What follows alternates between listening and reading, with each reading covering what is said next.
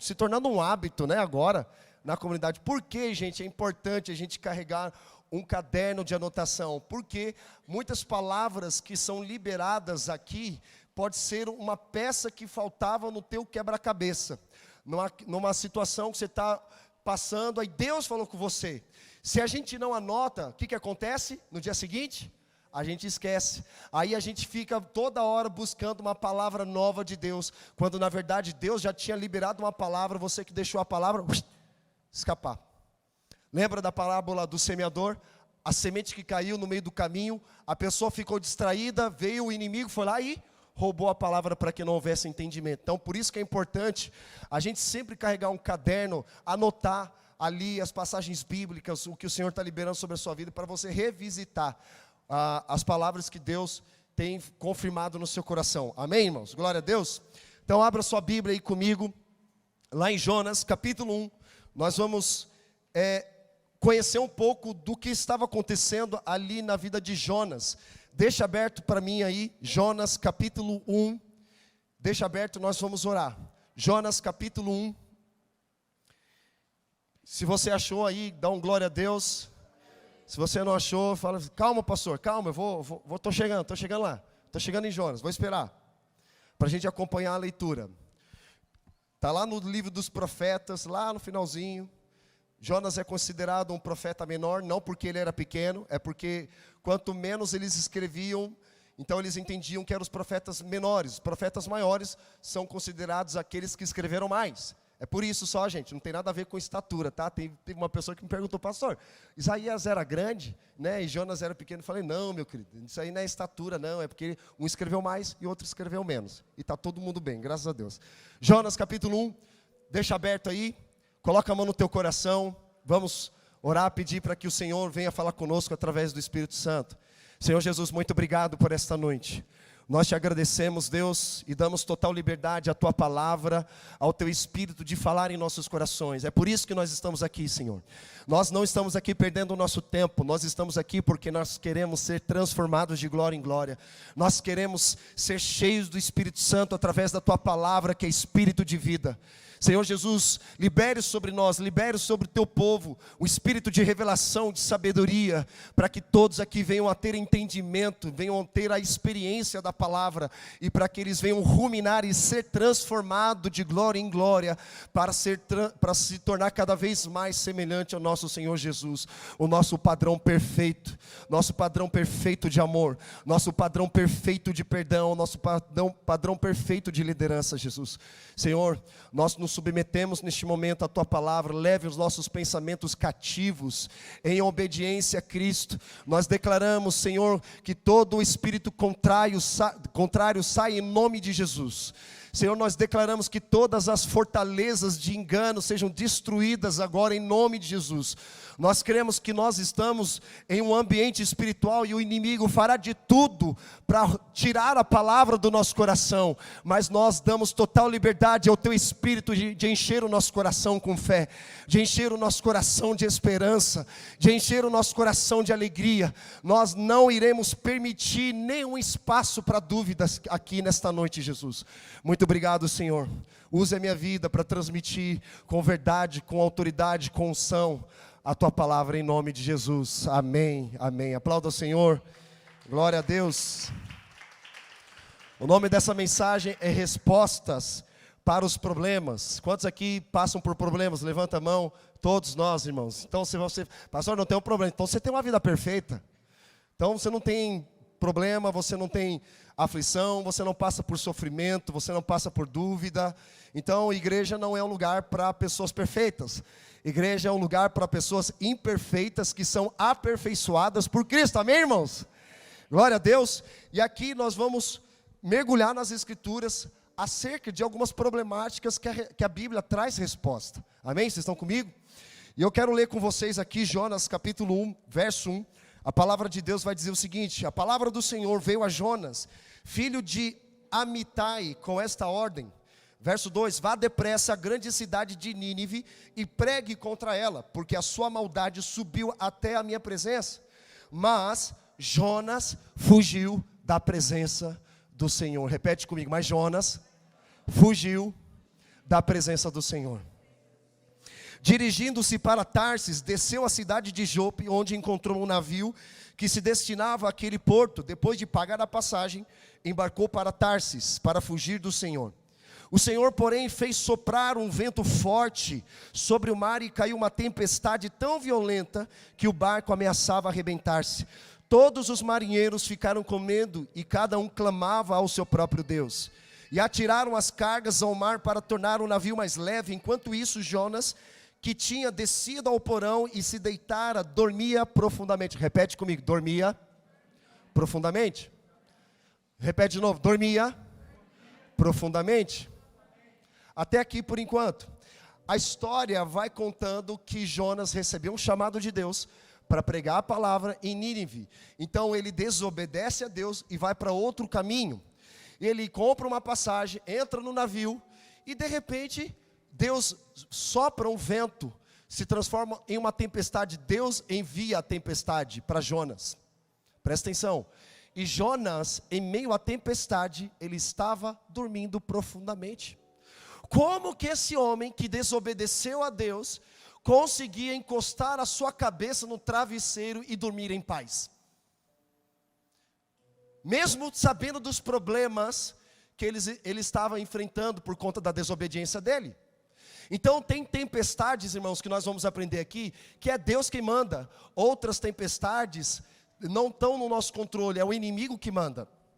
Vai lá comigo em Mateus capítulo 8, versículo 23, rapidinho. Mateus capítulo 8, verso 23. Mateus capítulo 8, verso 23.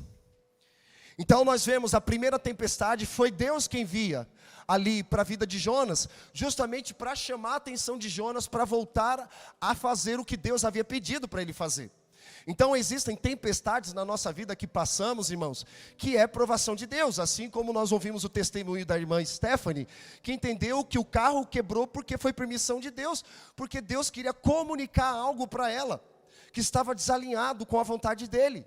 Então a gente precisa ter esse discernimento em discernir quando é Deus enviando uma tempestade ou quando somos nós que criamos os problemas. Ou tu acha que você não cria problema? Amém? Mateus capítulo 8, verso 23, vai dizer o seguinte: entrando ele no barco, seus discípulos o seguiram. De repente, uma violenta tempestade, olha só, uma violenta tempestade abateu-se sobre o mar, de forma que as ondas inundavam o barco. Jesus, porém, dormia. Repete comigo, Jesus dormia. Fala de novo, Jesus dormia. Assim como Jonas estava dormindo, Jesus também estava dormindo. E tinha uma tempestade também.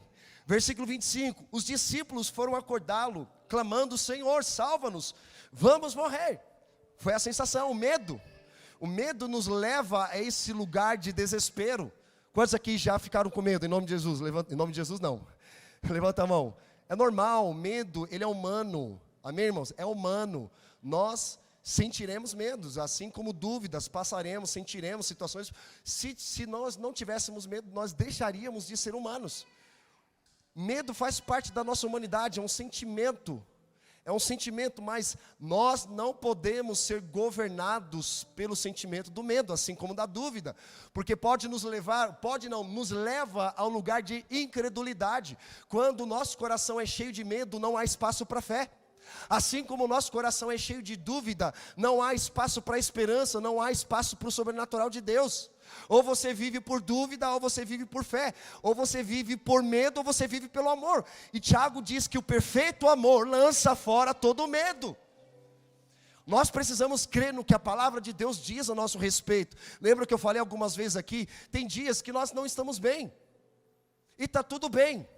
Mas nós não podemos ser governados pelo medo. A nossa vida não é definida no momento que nós estamos sentindo algo. Então não tome decisões permanentes em cima de problemas momentâneos. Nós passamos por problemas, mas nós precisamos ter o cuidado de não tomarmos decisões importantes na nossa vida em meio a uma tribulação, uma tempestade que nós estamos passando.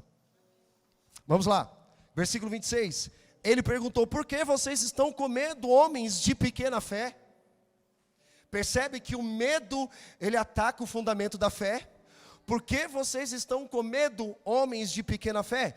Então ele se levantou e repreendeu os ventos e o mar, e fez completa bonança. Os homens ficaram perplexos e perguntaram: quem é este que até os ventos e o mar lhe obedecem? São duas histórias parecidas, não é verdade? Só que qual a diferença? Um desobedeceu e o outro obedeceu. Um estava dormindo profundamente e o outro dormia tranquilamente. E uma tempestade foi enviada por Deus para Jonas, porque ele desobedeceu ao Senhor. Deus estava chamando a atenção de Jonas: Jonas, eu não pedi para você ir para Tarsis, eu pedi para você ir para Nínive. Então ele buscou fugir da presença de Deus, irmão. Uma coisa que acontece a partir do pecado é que nós buscamos viver uma vida fugindo da presença de Deus. Como nós cantamos: quem já pisou no Santo dos Santos em outro lugar não sabe viver. Ele pode até ir, né? Mas ele vai se sentir incomodado, ele vai entender que aquele não é o lugar dele. Se você estiver lá no mundo, você não vai conseguir, entre parênteses aqui, você não vai conseguir pecar direito, porque você vai ficar lembrando do ambiente de presença de Deus, do ambiente congregacional, de louvor, de adoração. Você não vai conseguir pecar da forma como você gostaria. E aí o cara fica com o coração dobre. O que é o coração dobre? Fica inconstante, porque ele chega na igreja, ele tenta adorar a Deus, entrar no Santo dos Santos, mas toda hora ele fica pensando lá fora. Fica pensando na conta, fica pensando na balada, fica pensando na menina, fica pensando no garoto que ele quer ficar, beijar, transar e fazer lá sei lá o quê. Então a mente fica em dúvida, fica em cima do muro. E Deus não quer que você fique em cima do muro. Deus quer que você tome uma posição, que você assume a sua masculinidade, você homem, você mulher, assume a sua feminilidade em Deus. Quem você é e o que você nasceu para fazer neste tempo, nessa geração, irmão. Porque senão a sua vida vai entrar num limbo. Não vai ter direção, não vai ter um propósito. E Deus tem um propósito de tornar você semelhante a Ele, de tornar você parecido com Ele. Esse é o nosso objetivo, esse é o Evangelho de Cristo. Então nós vemos duas tempestades, duas pessoas dormindo, só que Jesus ali, porque Ele deu ordem para a tempestade, para uma questão natural, e se acalmou. A gente vai entender um pouco isso, só estou dando um pouquinho de spoiler, para a gente se aprofundar um pouco mais. Voltando aqui um pouquinho no livro de Jonas, não precisa ir lá, mas só me acompanha. No versículo 1, nós vemos que ele recebeu o chamado de Deus para pregar o evangelho em Nínive. Versículo 3, nós vimos que ele foge da presença de Deus. No versículo 4, Deus sopra um vento forte, que vem uma tempestade violenta. Versículo 5, Jonas dorme profundamente. Aí a Bíblia usa essa expressão, não era só dormir.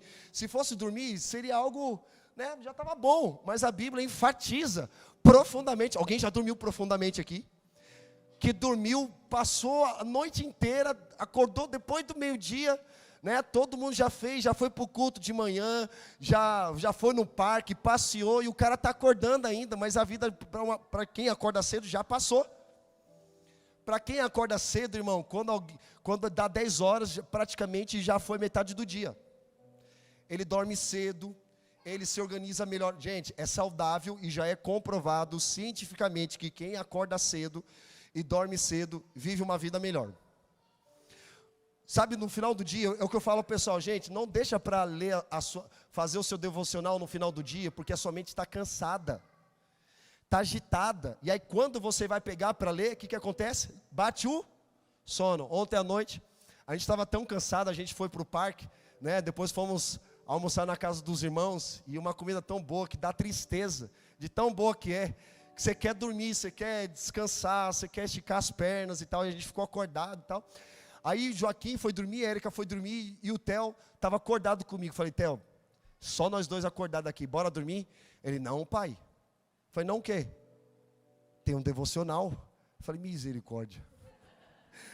Falei: Theo, você que vai ler.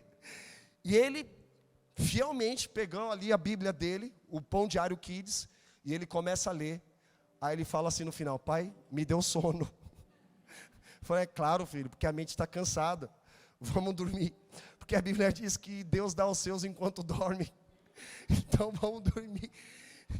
E assim, a mente está cansada, ela precisa descansar. Amém, irmãos? Então, no versículo 6, fala que o capitão do barco, que era um ímpio, olha que engraçado, ele chama a atenção de Jonas, porque eles lançaram a sorte, cada um tinha um seu Deus, lançaram a sorte, e aí a sorte caiu para quem? Para Jonas. Ele falou, cara, o que você está fazendo? Aí o capitão, que é um ímpio, chama a atenção de Jonas para orar. Jonas, ora. Meu irmão, você viveu uma vida a ponto de um ímpio chamar você para orar, é porque você está indo em mesma direção de Satanás. A sua vida está realmente assim, uma vida espiritual e moral fragilizada, a ponto de um ímpio chamar a tua atenção, dizendo, cara, você não vai orar não? É vergonhoso, irmão, é vergonhoso, mas vamos lá. E aí ele chama atenção, aí ele fala o seguinte, como você pode dormir enquanto nós estamos passando por uma tempestade? Como você consegue encostar a tua cabeça no travesseiro enquanto nós estamos passando por um problema? Jonas, nós vamos morrer, cara. Como você consegue encostar a tua cabeça no travesseiro? Aí eu conversando ali em casa, na mesa, aí uma pessoa falou, aí um do pessoal da minha família, para não expor, né? Falou assim, porque ele confia em Deus. Eu falei, não, ele não confia em Deus. Porque uma pessoa que desobedece a Deus, é porque ela não confia em Deus. Não, mas porque ela estava dormindo tranquilamente, estava dormindo, mas parece que, assim como vidas de muitas pessoas, o pecado cauterizou. Ela não sente mais a tristeza do pecado. A mente literalmente cauterizou. Pastor, eu consumo pornografia. Mas não tem problema não, pastor, eu consigo dormir tranquilamente. Percebe que cauterizou o pecado? Pastor, eu estou traindo a minha esposa. E o cara vivendo a vida normal, como se isso não fosse um problema. Sabe o que eu aprendi? Se nós estamos com um problema e não encararmos como um problema, para Deus também não vai ser um problema. Por mais que Deus tenha interesse em resolver os nossos problemas, nos ajudar a resolver os nossos problemas, porque eu creio no Evangelho, mas se você não entender que você tem um problema, Deus fala assim, se para você não é um problema, para mim também não é. Porque aí entra, sabe o que? A autossuficiência. Não há espaço para a presença de Deus. Não há espaço para Deus mover o sobrenatural no coração de uma pessoa autossuficiente. Ela é soberba, orgulhosa. Não, eu sei resolver, sabe? Então tá bom, vai resolver. Não, eu sei cuidar disso. E você vê o fruto de pecado na vida da pessoa, e ela acredita que ela está fazendo algo bom. E aí ela fala o seguinte, ora por mim. Mas como assim que eu vou orar por você? Você já tomou as decisões, vou ter que orar para você que já tomou a decisão, nem ouviu a Deus. Então pessoas que permitiu com que os problemas cauterizassem a sua mente, irmão. Isso é extremamente perigoso, assim como Jonas dormia tranquilamente. Se eu tenho um problema, eu não consigo encostar a minha cabeça tranquilamente no travesseiro. Não consigo. Eu vou buscar ao máximo, com a ajuda de Deus, resolver. Porque tem problemas que nós mesmos que criamos. O que semeia, colhe. Quem erra, vai colher as consequências do erro do pecado em algum momento. Precisa ter a maturidade em reconhecer. Lembra de Adão? Adão pecou aonde? Tem alguém aqui comigo? Adão pecou aonde, gente? No paraíso. Davi também pecou. Só que ele se arrependeu. Então a questão não é o ambiente que você está inserido. Quem pecou no céu? Lúcifer. Adão pecou na terra. Então, independente do ambiente que você esteja inserido, irmão, se você não tiver o coração voltado para Deus, você pode estar no céu e você pecar mesmo assim. Você pode estar aqui num ambiente de glória e mesmo assim não desfrutar do que Deus está derramando. Por quê? O pecado está batendo na porta do teu coração. O pecado só perde força depois de uma confissão e o abandono. Então muitas coisas não caminham na nossa jornada, porque nós permitimos com que o pecado cauterizasse o nosso coração. Para a gente não é um problema, mas para Deus é um problema, um pecado. O pecado nos afasta de Deus, a santidade nos aproxima de Deus. Faz sentido, irmãos? Vocês estão aqui comigo? Então, versículo 7, nós vemos que lançaram a sorte e descobriram que o responsável ou irresponsável por aquela situação da tempestade era Jonas. E aí Jonas foi descoberto, e qual foi a ideia que ele teve? Me joga no mar. E aí os caras pegaram e jogaram ele.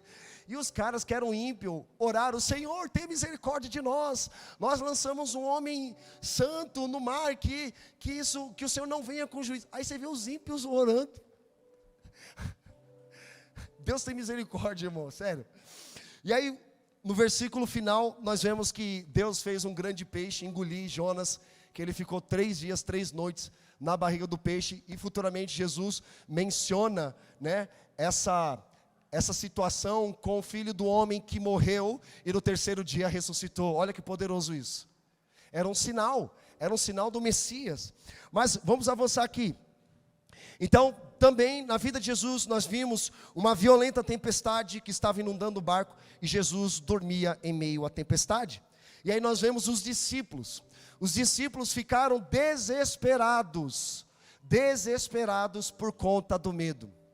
Novamente eu falo aqui, ter medo é normal. O medo, mas só que o medo, ele ataca o fundamento da fé, irmão. Se você não estiver com o escudo da fé para neutralizar os ataques de Satanás, sua vida vai entrar de fato no limbo. Só que essa primeira tempestade que nós vimos, foi Deus quem enviou para Jonas. A segunda tempestade que nós vimos aqui, na história de Jesus, não foi Deus quem enviou. Era uma questão diabólica mesmo. Era uma situação que o diabo estava gerando para que eles morressem. Então tem situações na nossa vida que nós vamos precisar discernir quando é a tempestade enviada por Deus ou quando somos nós mesmos que criamos. Amém, irmãos? E nós vemos aqui que esse medo, se nós não aprendermos a lidar com o medo em situações como essa, nós vamos perder o temor e o amor de Deus. Porque o medo, repete comigo, medo ataca o fundamento da fé. Repete para o teu irmão: o medo ataca o fundamento da fé. Agora diga para ele: não permita com que o medo governe a sua vida. Amém? Glória a Deus. E aí Jesus repreende os discípulos, porque antes eles já tinham recebido a autoridade de Jesus. Já tinham recebido a autoridade para curar os enfermos, ressuscitar os mortos. Só que na hora de usar a autoridade que eles haviam recebido da parte de Jesus, eles não usaram, eles permitiram com que o medo governasse o coração, a ponto de Jesus dormindo tranquilamente. Alguém já foi agitado enquanto dormia? Ei, acorda! Meu Deus, cara, dá vontade de, né? Você fala: ô filho de Belial, me deixa dormir, cara. 3 horas da manhã, 4 horas da manhã, provavelmente, talvez esse seria o horário. Mas eles acordam Jesus que estava dormindo. Mas por que Jesus dormia? Porque Jesus estava desobedecendo a Deus? Porque Jesus conseguia dormir em meio à tempestade? Sabe por quê, irmão? Porque ele aprendeu a descansar em Deus. Deixa eu te falar uma coisa que o Espírito Santo ministrou no meu coração, quero compartilhar com você. Sabe o que Deus está falando para mim e para você? Que existem momentos para descansar e momentos para batalhar. Tem muita gente dormindo, descansando na hora da batalha, e tem muita gente batalhando na hora de descansar. Olha só, avança comigo. Avança comigo. Lá em Mateus capítulo 26, versículo 36. Só anota aí, só anota, para a gente ganhar tempo. Mateus, capítulo 26, verso 36, mostra Jesus ali no Getsemane. Você sabe o que significa Getsemane? Prensa de oliva. Ou seja, é um lugar onde as pessoas são prensadas. No caso, né, Getsemane, você pega a oliveira e começa a prensar ela a ponto de tirar ali o líquido, extrair o líquido. É uma prensa muito forte. Assim como é feito com a uva, também é feito com a oliva, para extrair um bom azeite, o extrato do azeite. Então o Getsemane era um lugar muito propício, porque Jesus estava orando, e quando Jesus estava orando, a Bíblia fala que a alma dele se entristeceu, se enfureceu de uma maneira muito profunda, a ponto de Lucas dizer que era tão grande o sofrimento que ele começou a suar sangue. Sabe, pessoas experimentaram esse mesmo nível de estresse lá na época da perseguição dos judeus. Eles eram levados a um estresse extremo que os poros da pele começavam a expelir sangue. Muitos de nós aqui, acredito que nenhum de nós aqui passamos por um estresse como esse. A ponto de falar, caraca, está saindo sangue do meu suor. Era um estresse muito grande. Então ali era Getsemane, era uma prensa. Jesus estava passando por uma prensa. Amém, irmãos? E aí ele ora, Abba, Pai, se necessário for, afasta de mim esse cálice, mas que não seja feita a minha vontade, mas a tua. Primeiro, ele reconhece Deus, Abba, Pai, se necessário for. Percebe uma oração de submissão, se possível. Deus, Pai, eu não quero passar por isso. A palavra cálice significa experiência. Repete comigo, cálice significa experiência. E essa experiência não era uma experiência boa. Era uma experiência de sofrimento lento, doloroso. Era morte de cruz. Naquela época eles não crucificavam caras legais, eles crucificavam ameaças. Jesus não era um cara legal, como as pessoas pintam, Jesus é um cara legal. Não, Jesus não era um cara legal, Jesus era uma ameaça. Jesus era uma ameaça ao sistema político. Jesus era uma ameaça ao sistema religioso daquela época. O sistema financeiro daquela época. Ele dava prejuízo para esse tipo de pessoa, que usava esses sistemas para manipular pessoas em seus próprios favores. Então ele estava ali no Getsemane orando, ele sabia que o destino dele seria a cruz. E ele faz uma oração de submissão, se possível, Pai, afasta de mim essa experiência ruim, mas que não seja feita a minha vontade, mas a tua. Tem muita coisa que a gente pode aprender aqui com Jesus, irmãos. Uma oração de submissão. Lembra que eu falei? A submissão vem através de uma vida cheia do Espírito Santo. Só há submissão se eu for uma pessoa cheia do Espírito. É por isso que casais não conseguem se comunicar, submeter uns aos outros, como nós abordamos no curso sábado. Sujeitam-se uns aos outros. Ou seja, marido se submetendo à esposa também. Mas muito marido fala, não, eu não fui chamado para me submeter. Quem foi chamado para submeter é só a mulher. Não, é ambos. Só que a submissão é diferente um do outro. Porque existem necessidades diferentes, tanto do homem quanto da mulher. Hã? Amém. Glória a Deus. Tem que você falar mãe. Glória a Deus. Tá atento aqui. Então, voltando aqui. Olha só o que acontece. Jesus estava orando ali em Mateus capítulo 26. Aí de repente, ele chega, a alma dele estava angustiada, com uma tristeza profunda, e ele fala para os três, Pedro, Tiago e João, orem e vigiem, porque o meu dia está próximo. Aí ele sai, vai ter um tempo de solitude, e naquele tempo de solitude que ele tem com Deus, ele volta. Quando ele volta, encontra Pedro, Tiago e João, o quê? Orando? Dormindo. Cara, é para você batalhar, é para você orar. É para você lutar em oração e você está descansando. Percebe, gente? Vocês estão aqui comigo? Vocês estão compreendendo? Pessoas estão dormindo na hora da batalha e pessoas estão batalhando na hora que é para descansar. Então, Deus está querendo alinhar a nossa vida aqui, irmãos, a ponto de nós ouvirmos e discernirmos o tempo. Sabe, havia uma tribo em Israel chamada Filhos de Issacar. Eles discerniam os tempos e sabiam como agir. Repete comigo, tempo e modo. Tempo e modo. Você só vai saber como se mover se você discernir o tempo que você está vivendo. O que Deus está comunicando naquele tempo para você. Olha, isso aqui é importante, gente. Em nome de Jesus, que você compreenda isso e você aplique na sua jornada. Discernir o tempo e o modo como agir. Tempo e modo.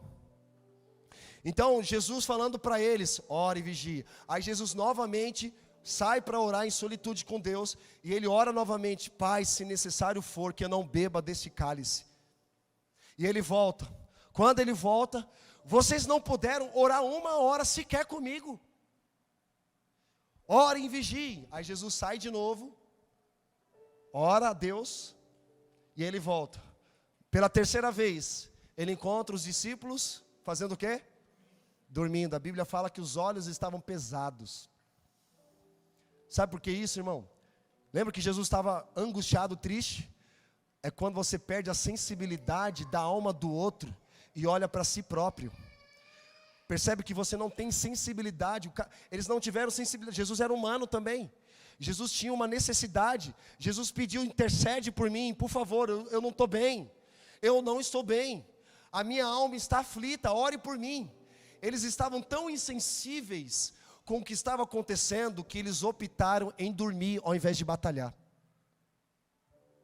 Tem muita gente dormindo na hora da batalha. E muita gente batalhando guerras que Deus não chamou você para batalhar. Muita gente entrando em lutas que Deus não pediu para você entrar, quando na verdade é para você descansar. E não, eu tenho que fazer isso, eu tenho que ganhar dinheiro, eu tenho que trabalhar, eu tenho que fazer aquilo, eu tenho que fazer aquilo outro. Ei, descansa, porque Deus dá aos seus enquanto dormem. Quando nós descansamos, nós estamos comunicando a Deus: Deus, eu confio em Ti. Eu confio em Ti. Então, irmão, não encare o problema como algo normal. É um problema. Por exemplo, a parte emocional, presta atenção nisso. A nossa emoção, ela sinaliza que algo internamente não está bem. Ou, porventura, pode estar bem. Porque nós lidamos com alegria e tristeza, não é verdade? Quando você está triste, você está desanimado, você não quer ver ninguém, você não quer servir, você não quer amar o seu cônjuge, você não quer abraçar os seus filhos, você não está bem. Ok, cara, curta a tua fossa. Aqueles, né, a gente fala isso. Curta a tua fossa, cara, é normal. Quem já perdeu parente aqui próximo, levanta a mão. É triste, doloroso, você não fica: nossa, glória a Deus, eu perdi meu pai em 2017, veio um buraco no meu coração, irmão, enorme. Uma tristeza, uma angústia, e vários outros momentos da minha vida, em que eu tive que lidar com isso. E a qualquer momento a gente vai lidar com isso. É uma fase. A Bíblia diz: chorem com os que choram, mas também se alegra com os que se alegram. Sabe, muitas vezes a gente tem a habilidade de se compadecer, de chorar com o outro. Ok, mas a Bíblia também pede para você se alegrar. Ah não, se alegrar não, porque aí você fica com inveja do que o outro está sendo abençoado, e você não. Então a gente tem que tomar cuidado com isso, percebe? O momento de descansar e o momento de batalhar. O momento de dormir e o momento de ir para a luta. Olha só, são parecidas essas situações, né? As tempestades, aí Jesus pede para orar. Nos três nós vemos o que tem em comum? Dormir. E por que Jesus acalmou a tempestade? Porque era o momento dele descansar. Descansar o quê? Em Deus. Eu só tenho autoridade para acalmar as tempestades, os problemas na minha vida, quando eu tenho paz com Deus e a paz de Deus. Já viu um cara desesperado tentando resolver uma situação? Ele está cego, literalmente cego, ele não sabe para onde ir. Ele não sabe o que fazer. Aí sabe o que Deus ministrou no meu coração quando eu estava meditando nisso? Olha só. Primeiro, que nós precisamos aprender a ficar a sós com Deus. Existem muitas vozes. Vocês ouviram a Stephanie falando? Meu Deus, é muita voz, né, da minha família interferindo. Eu preciso um tempo a sós com Deus para ouvir o que Deus tem para mim e para minha casa. É necessário isso. É necessário silenciar as vozes. Lembra que eu falei uma vez aqui que a voz de Deus é como voz de muitas águas? Quando você se aproxima da cachoeira, você não consegue ouvir a voz das outras pessoas, somente da tempestade, da cachoeira. Então, para você ouvir a voz de Deus, você precisa silenciar todas as outras vozes na tua vida. Sabe por que isso, irmão? Tem muita gente dando opinião e não conselho. Quem dá opinião é criança, adolescente, mas conselho é só gente adulta, madura. Tem muita gente entrando em problemas porque está ouvindo opiniões de gente imatura, está deixando de ouvir conselhos de pessoas maduras. Na multidão de conselheiros, não de opiniões, na multidão de conselheiros há sabedoria. Na multidão de opinadores é sentar na mesa dos escarnecedores. Se eu perguntar assim para o Theo, me dá uma opinião sobre isso, ele vai dar. Pai, eu acho isso legal, mas ele não tem marcas, ele não tem cicatrizes, ele não tem experiência. Mas ele vai dar opinião, todo mundo dá opinião, já parou para pensar nisso? Todo mundo na internet dá opinião. Meu Deus, eu sou linchado muitas vezes quando eu faço umas postagens lá. Pessoal, não, porque minha opinião, esse negócio de masculinidade bíblica, esse negócio não deveria existir. Rapaz, aí o cara achou, eu falei assim, ou você é tanga frouxa, ou você é um homem viril. Você está me chamando de tanga frouxa? De homem viril? Homem, tanga frouxa, para quem não sabe, é um homem sensível. É um homem delicado. E tudo bem ser isso, porque a Bíblia fala que Jesus ele era manso e humilde, amém, irmãos? Ele era um cordeiro, mas também a Bíblia diz que ele era um leão. Ele era um homem viril. Ele sabia equilibrar quando era o momento necessário de ser manso e humilde, e o momento exato para ser um homem viril. Então tem muita gente aí sendo muito doce, muito sensível, em momentos que é para ser viril. Porque se eu sou apenas manso, doce com os meus filhos, em momentos que é para ser viril, os meus filhos vão me manipular. Eles vão querer fazer com que eu faça os desejos deles.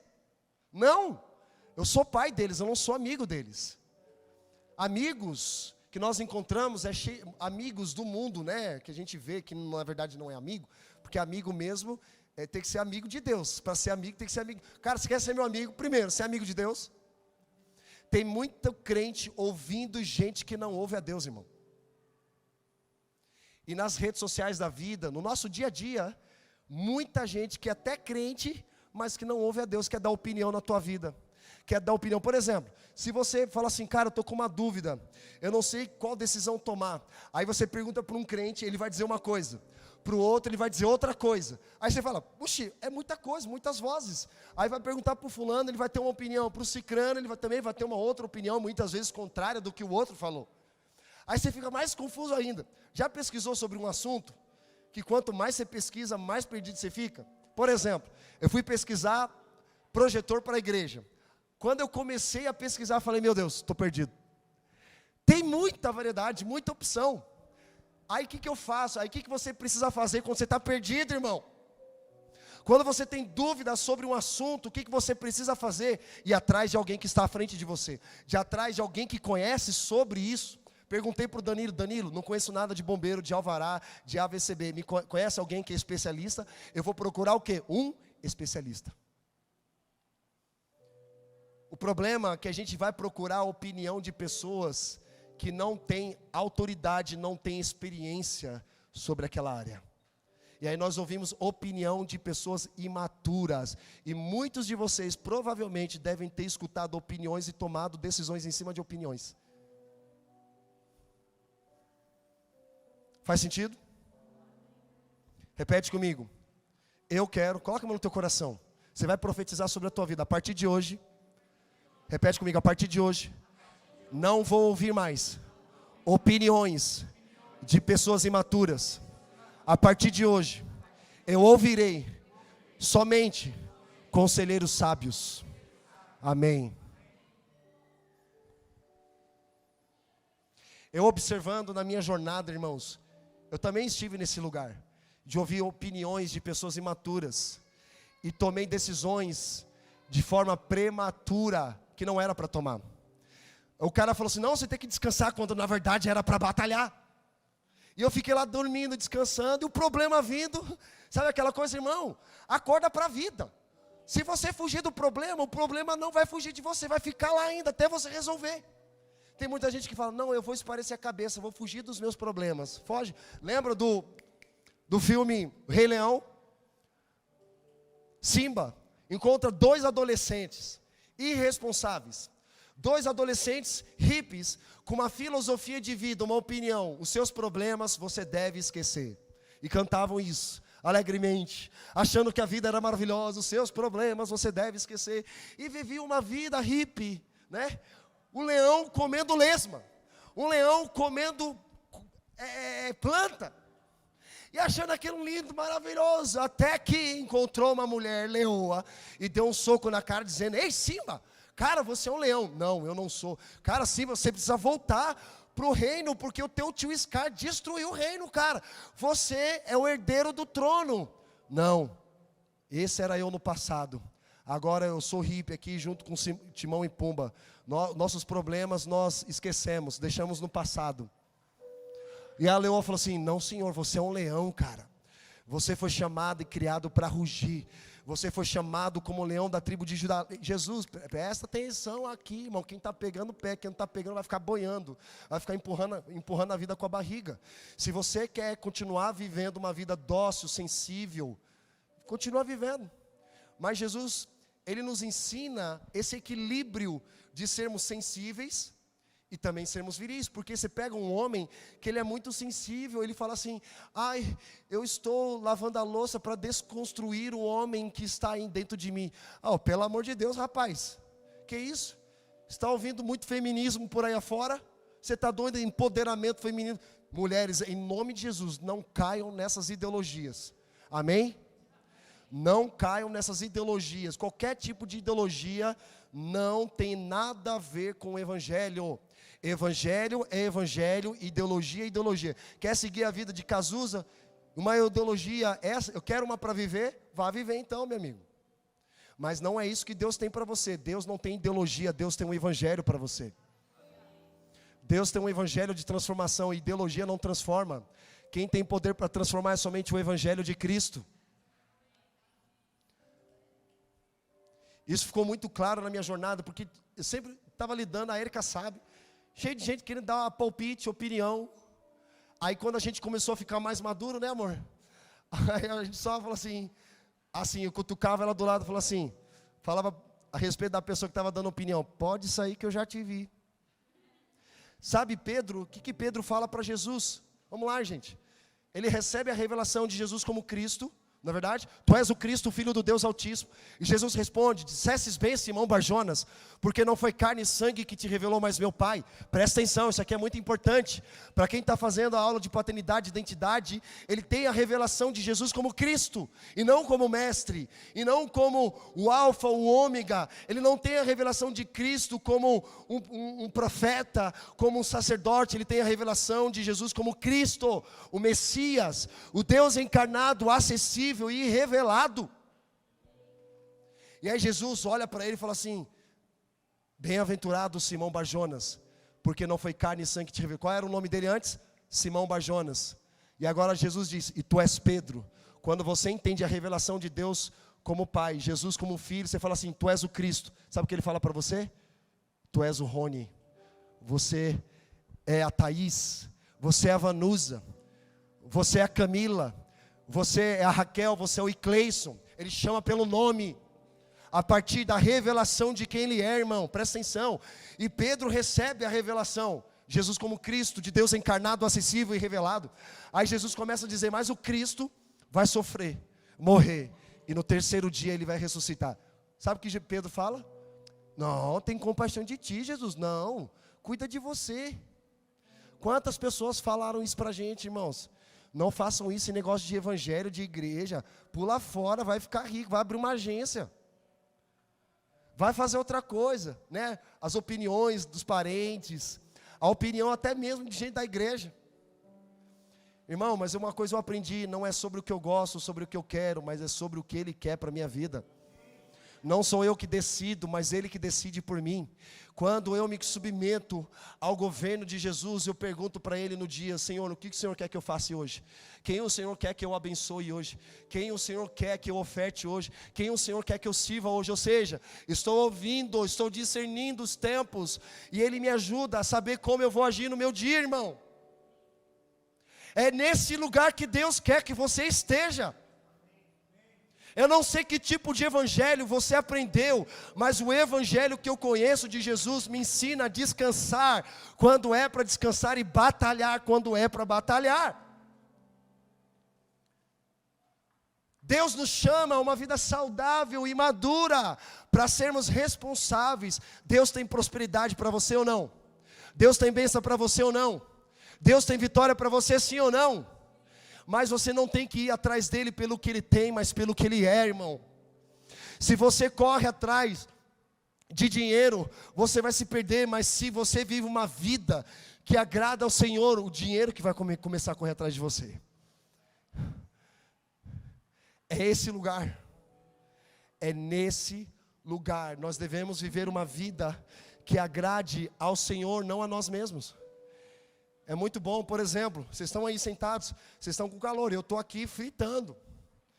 É tão confortável ter um ar-condicionado, vamos continuar orando, porque os técnicos estão vendo as peças aí para o ar-condicionado, para a gente ficar o quê? Confortável. É melhor ficar mais confortável, a gente até recebe melhor a palavra, mas eu não tenho que esperar o ar-condicionado ficar pronto para eu pregar a palavra. Eu já tenho que pregar a palavra dentro e fora de tempo. Em qualquer momento. Já viram crentes que estão no leito de morte, estão pregando o evangelho? E você aí, Vivinho da Silva, não pregando o evangelho nem para o teu animal de estimação. É uma vergonha. Mas por que isso? Porque não tem uma vida de solitude com o Senhor. A partir do momento que você busca viver uma vida e conhecer o coração de Deus, a sua vida nunca mais vai ser a mesma. É nesse lugar, irmãos. É nesse lugar que Deus quer nos levar. Para ir finalizando, existem muitos problemas que você mesmo criou. Sim ou não? Quantos pecados? Vai puxar a tua capivara, né? Vai puxar a tua ficha lá no CPF. Puxa o CPF do homem. Joga lá nas buscas lá da Polícia Civil. Aí aparece lá, procurado. Ou aparece lá na Receita Federal, devendo. Apareceu o meu, devendo, sério? Eu não declarei imposto. Aí apareceu meu CPF irregular. Eu falei, meu Deus, o que aconteceu? Aí chamei meu irmão, que é contador. Falei, cara, me ajuda. Eu deixei de declarar imposto de renda. Aí, porque a gente faz investimento, tá? Os irmãos da igreja aqui estão aprendendo a investir e ter que declarar, é obrigatório. Aí eu falei com o Natan, inclusive, falei, Natan, meu CPF apareceu irregular. Aí meu irmão foi lá, puxou, né? Falou, cara, você não entregou a declaração de 2021. Aí eu entreguei. Aí no dia seguinte já apareceu regularizado. Para mim era um problema. Eu tinha que resolver. Sabe, coisas assim, parece simples para você, mas tem coisas maiores. Por exemplo, lembro do meu tempo na adolescência, 7ª série, né? Primeiro colegial, primeiro ano do ensino, não fala mais colegial, nem, como é que é o outro lá? Ginásio, né? É só a gente, né? Fala ginásio e colegial. Passei por problemas naquela época, irmão. Passei por problema, por exemplo, namorada que terminou. Foi um problema para mim na época. Terminou comigo, fiquei mal. Acabou minha vida. Aí quando você vai crescendo, amadurecendo, você fala, meu Deus, que livramento de Deus, cara, foi isso. Eu chorando por causa daquela energúmena lá. Misericórdia, Senhor. Sabe, você tem que dar graças a Deus por tantos livramentos que você não faz ideia que você já passou, meu irmão. Deus te livrou. Percebe? Só que naquela época era um problema para mim. Só que os problemas que eu cometia naquela época não podem ser os mesmos problemas de hoje. Porque hoje eu estou numa posição, meu irmão, que as pessoas estão me olhando, estão me observando. Muitas delas só esperando um deslize meu para me julgar. Muitas delas só para dizer, eu não falei? Muitas delas na tua vida só está esperando um deslize para rir da tua cara. Não é crente? Olha lá, a vida dele. Só para dar opinião na tua vida. Muitas delas estão olhando para mim e para você. Muita gente que eu sei, irmão, eu sei, no Espírito testifica. Gente que quer o teu mal. Muita gente. Muita gente que quer o teu mal, o meu mal, só esperando uma oportunidade de Satanás para te envergonhar. Sabe o que é isso? Reputação e integridade. Repete comigo, reputação, integridade. São duas coisas diferentes. A gente pode perder a reputação com relação à sociedade, mas uma coisa que a gente não pode perder diante de Deus é a nossa integridade. Quantas pessoas lembram de mim 20 anos atrás? Nossa, cara, é uma mentirosa. O ano passou, 20 anos passaram, ainda a pessoa tem a imagem, ainda, a cabeça. Ah, Robert é mentiroso. Meu amigo, passaram 20 anos, você continua nessa mesma ladainha ainda. Casei, tenho filhos, estou vivendo uma vida abençoada de Deus, você está ainda 20 anos. Aí vai puxar a capivara do cara, vários divórcios, filho com um, com outro, com aquilo outro. E você fala, é isso, a vida que você decidiu ter, cara. Essa foi a vida. O que você está vivendo hoje é reflexo das sementes que você semeou lá atrás. Vocês estão aqui comigo? Então não reclame se você está semeando algo que não agrada ao Senhor e você está colhendo hoje. Você vai ter que assumir o B.O. vai ter que assumir as consequências desses erros. Então, o que nós estamos aprendendo aqui, irmãos, que existem problemas que nós mesmos criamos, mas em nome de Jesus Cristo, levou sobre si todos os nossos pecados, e pelas tuas pisaduras nós fomos sarados e libertos. Já não há nenhuma condenação para aqueles que estão em Cristo Jesus. É nessa palavra que nós devemos nos afirmar, irmãos. Eu não vivo de passado, dos problemas que eu causei, mas eu quero viver das promessas que Deus tem para mim hoje. É nesse lugar, o que Deus está falando para você hoje. Ah, mas pastor, aconteceu isso comigo. Tá, mas o que Deus está falando para você hoje? Deus está falando para você batalhar, cara. Não é para você descansar os problemas caindo, né? Ainda pega a música lá do Juliano Som. O mundo pode cair ao meu redor, em teus braços. Tem gente que canta essa música, mas está cheio de pecado, irmão, e quer que Deus resolva os problemas dele, mas o cara não quer se arrepender. Quer ser abençoado, quer ser próspero, quer ser vitorioso, mas não se arrepende dos pecados. O Espírito Santo não quer nos visitar, o Espírito Santo quer nos habitar, e ele precisa encontrar uma casa limpa. Isso é arrependimento. Então depois não fique reclamando, dizendo, pô, Deus não abençoa, eu estou indo para o culto, nada resolve. Eu oro e nada resolve. Eu faço isso, nada resolve. Mas por quê? As suas orações estão pautadas no seu ego, naquilo que Deus pode fazer para você. Mas o que Deus quer fazer em você, não se importa?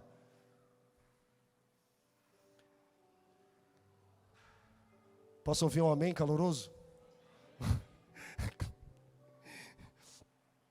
Todo pecado, repete comigo, todo pecado tem uma consequência.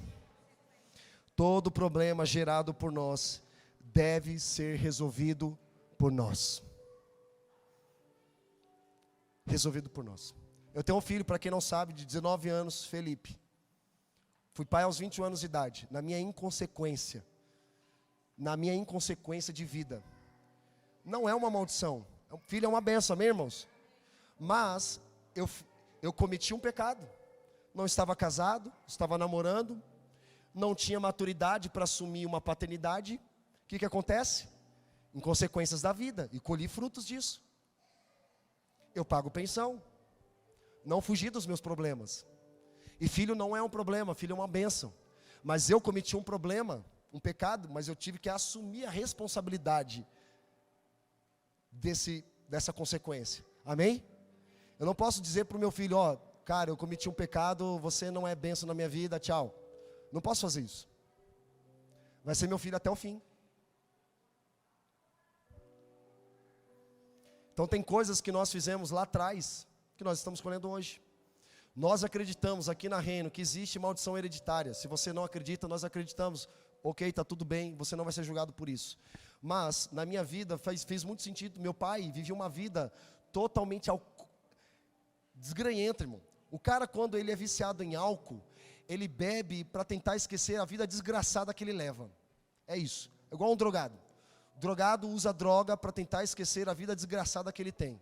Então ele tenta ter o quê? Uma emoção ali no momento, só que passa. O que não passa é a palavra, o que não passa é a eternidade de Deus. Porque a eternidade de Deus, ela é eterna. Então meu pai vivia uma vida promíscua, passou isso para os filhos, porque os filhos aprenderam que esse era o padrão. E acompanhou. Só que no sangue de Cristo toda maldição ela é quebrada. Tem pessoas que têm problema com mentira, porque viram os pais mentindo. E os pais ensinaram que é normal mentir. Sabe aquele telefonema que você recebe no emprego? Aí o seu chefe fala assim, fala que eu não estou. Mas ele está do teu lado. Aí ele fala que eu não estou. Aí, mas você está aqui do meu lado. Aí você, para não perder o emprego, você fala o quê? Olha, ele não está. Então as mentiras passam a ser normais na tua vida. Você está acostumado. Você tem que se posicionar. Irmão, é o seguinte, você está aqui do meu lado, vou dizer que você está aqui do meu lado, ou falar você. Porque eu não compactuo com o pecado dos outros. Ah, mas vou te mandar embora. Pode mandar embora, porque Deus é comigo. Deus me guarda. A gente precisa viver uma vida verdadeira, irmãos, que dignifique ao Senhor, que honra a Jesus. Eu tenho certeza que se você decidir a partir de hoje viver uma vida que honre ao Senhor Jesus, a sua vida nunca mais será a mesma. Deus tem promessas para vocês. Deus tem bênçãos para vocês. Mas Deus também está nos ensinando nesta noite a discernir os tempos, para saber o momento de descansar e o momento de batalhar. Sabe o que a Bíblia fala para os casais? Há um princípio para vocês casais, que um casal recém-casado não deve ir para a guerra. O primeiro ano de casamento ele não deve se envolver principalmente com coisas de igreja. Ele deve só receber. Vocês estão aqui comigo? Tem uns irmãos aqui que vão casar. Vocês têm que ficar o quê? Descansando no Senhor, no primeiro ano de casamento. A Bíblia fala isso, porque era comum naquela época das guerras, muitos soldados morrerem no fronte. Então os recém-casados, para aproveitar a vida de casado, o rei tinha que falar o seguinte: não vai para a guerra, você acabou de casar, curta a tua vida de casado com a tua esposa, né? A gente vai pagar o salário para você todo mês durante um ano, depois de um ano aí você volta para a guerra. Faz sentido? Lembra de Davi? Davi, um rei de Israel, ele subiu até o parapeito, e ele viu o problema do parapeito, do terraço. Ele viu uma mulher, que era a mulher de Urias, e ele desejou ter aquela mulher. E aí ele pediu para que aquela mulher fosse até a casa dele, teve relação íntima com aquela mulher engravidou, engravidou uma mulher que não era dele. Segundo problema, porque um abismo chamou outro abismo. Vocês estão aqui comigo? Então ele, querendo resolver o problema dele, olha a ideia que ele teve, manda chamar Urias, que eram os soldados linha de fronte, eram soldados guerreiros, soldados de proteção do rei. Chama Urias. Urias, é o seguinte, eu tenho uma missão para você. Aí mandaram colocar Urias na frente da guerra, que quando viesse o inimigo, todos os soldados recuassem para Urias morrer na guerra. Ele quis resolver um problema com outro problema. Isso é significado de gente que não ouve a Deus, irmão. Quem não ouve a Deus, um abismo chama outro abismo. Ele vai pedir opinião para fulano, ciclano, beltrano, que não ouve a Deus. Vai chamar outro abismo, que vai chamar outro abismo, e aí quando ele vai ver, cheios de problemas. E a Bíblia fala o quê? O salário do pecado é a morte. Mas o salário da santidade é o quê? A bênção de Deus, a eternidade de Deus. Decide o que você quer hoje. Se você quer a morte ou você quer a vida. Se você quer a bênção ou você quer a maldição. Coloca a mão no teu coração, vamos orar. Senhor Jesus, nós te agradecemos, Deus, nesta noite. Muito obrigado, Jesus, pelo teu poderoso amor derramado sobre as nossas vidas. Senhor, nos leve a esse lugar, assim como os filhos de Issacar discerniam os tempos e sabia como agir. Nos ensine, Jesus, a nos levar a esse lugar de solitude, de nos retirarmos e termos um tempo a sós com o Senhor para ouvir a Tua voz. Nos leva a esse lugar de sensibilidade, nos leva a esse lugar de maturidade. Jesus, nos leva a esse lugar de mansidão, de humildade para ouvirmos a Tua voz, Senhor. Nos leve, Jesus, a esse lugar que somente o Senhor tem conselhos sábios para ministrar em nossos corações. Nós decidimos nesta noite, nós não queremos opiniões, nós queremos conselhos sábios. Então eu peço, Senhor, nesta noite, coloque sábios, pessoas sábias na vida dos teus filhos, para que eles possam andar, porque a Bíblia diz, os que andam com sábios serão sábios, se tornarão sábios, mas os tolos não andam com sábios, os tolos fazem tolices, os tolos andam uns com os outros tolos. Mas Senhor, levante um povo que ama a Tua presença. A Tua palavra diz que o temor do Senhor é o princípio da sabedoria. Nos leva a esse lugar, Jesus, esse lugar de maturidade, esse lugar de ouvir com clareza a Tua voz. Nos leva a esse lugar de discernir o tempo que é para descansar, um tempo que é para dormir em Tua presença, porque a Tua palavra diz que o Senhor dá aos seus enquanto dormem, porque são pessoas que confiam no Senhor. São como os montes Sião que não se abalam, mas permanecem para sempre. Jesus, eu declaro e profetizo sobre os Teus filhos e filhas, que eles são como o monte santo do Senhor, que não se abalam, mas permanecem para sempre.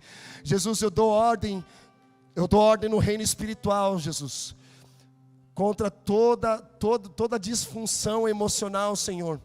Eu declaro, Deus, estabilidade espiritual, inteligência espiritual em nome de Jesus. Eu declaro, Senhor, um renovo. Eu declaro uma nova vida em Cristo. Eu declaro, Senhor, um tempo de descansar, aprender a descansar na Tua presença, de silenciar as outras vozes, para ouvir somente a Tua voz, Senhor. Nos leve a esse lugar, Jesus. Nos leve ao lugar de entendermos o tempo de batalhar, como Jesus diz. Vocês precisam orar e vigiar. Orar e vigiar não é para descansar, não é para dormir, mas é para nós guerrearmos, é para nós lutarmos nas regiões celestiais. Paulo nos ensina para nós nos revestirmos da armadura do Espírito, para resistirmos principalmente os dias maus. Senhor, eu declaro em nome de Jesus a armadura do Teu Espírito. Eu declaro sobre a Tua filha vestes novas. Eu declaro, Senhor, um vinho novo, um tempo novo, uma nova perspectiva, uma nova realidade. Jesus, eu oro para que o Senhor dê forças à Tua filha, Senhor, para que ela, Senhor Deus, viva as Tuas promessas, para que muitas coisas que estavam paralisadas comecem a andar em nome de Jesus. O Senhor te chama dentro do seu interior rios de água que fluem, rios de águas vivas. Ele está quebrando todo o coração endurecido, todo impedimento para que o fluir de águas vivas comecem a fluir agora em nome de Jesus. Em nome de Jesus. Em nome de Jesus. Mais, Senhor, mais, Jesus. Mais, derrama mais sobre nós. Nós estamos sedentos pela Tua presença. Nós estamos sedentos, Deus, para encontrarmos esse lugar de descanso. Esse lugar de descanso somente no Senhor. Ter a paz do Senhor, porque Jesus acalmou a tempestade porque Ele estava em paz. A paz gera autoridade para acalmar os mares, para acalmar, Deus, as tempestades enviadas até mesmo pelo inimigo. Senhor, nos ensine a discernir quando é a permissão de Deus e quando é o Senhor fazendo para nos chamar a atenção, para nos levar ao lugar de origem, o lugar de onde nós nunca deveríamos ter saído, Jesus. Mais, Senhor, mais, vamos lá. Se você pode orar, comece a orar dizendo: Senhor, me ajude. Senhor, me leva a esse lugar de águas tranquilas. Me leva a esse lugar, vamos, levante sua voz. Fale com o Senhor. Mais, Jesus, mais fome. Mais fome pela Tua palavra, Senhor. Senhor, nós declaramos sensibilidade espiritual. Senhor, eu declaro temor. O temor do Senhor é o princípio da sabedoria. Vamos lá, mais Jesus, mais Jesus, mais Jesus. Nos leve a esse lugar de descanso, Senhor. Tem muita gente cansada aqui, Jesus. Tem muita gente cansada aqui, Senhor. Mais, Espírito Santo. Eu queria que você ficasse de pé agora em nome de Jesus. Quero chamar a liderança da igreja para vir aqui à frente, por gentileza, rapidinho. Nós vamos orar por vocês. Rapidinho, pessoal da liderança. Rapidinho aqui, ó, por favor.